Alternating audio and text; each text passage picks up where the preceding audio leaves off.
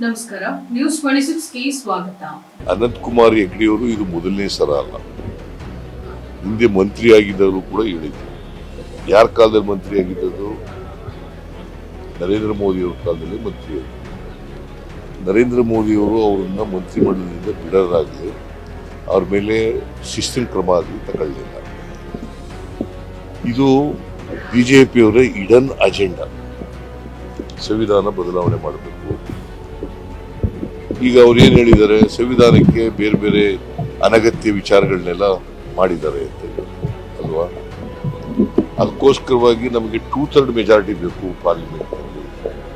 ಅಂದ್ರೆ ಸಂವಿಧಾನ ಬದಲಾವಣೆ ಮಾಡ್ಲಿಕ್ಕೆ 2/3 ಮೆಜಾರಿಟಿ ಬೇಕು.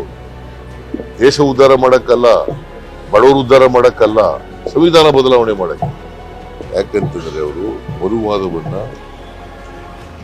ಸಮರ್ಥನೆ ಮಾಡ್ತಕ್ಕಂಥ, ಮನುಸ್ಮೃತಿಯನ್ನ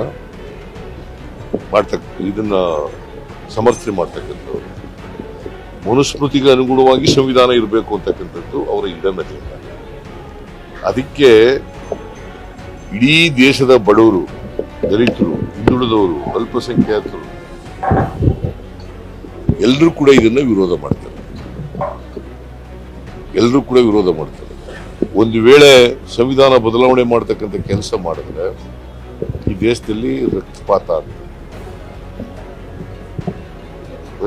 ಆಗ್ತದೆ.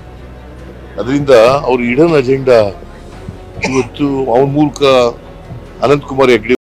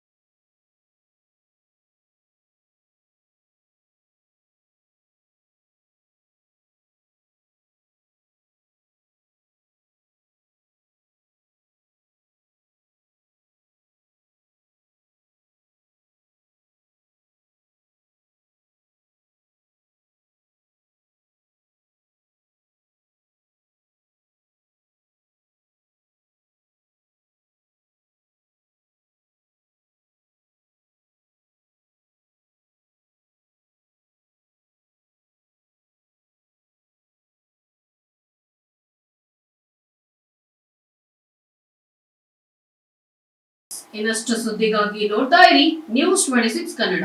ನಾವು ನಿಮ್ಮೊಂದಿಗೆ.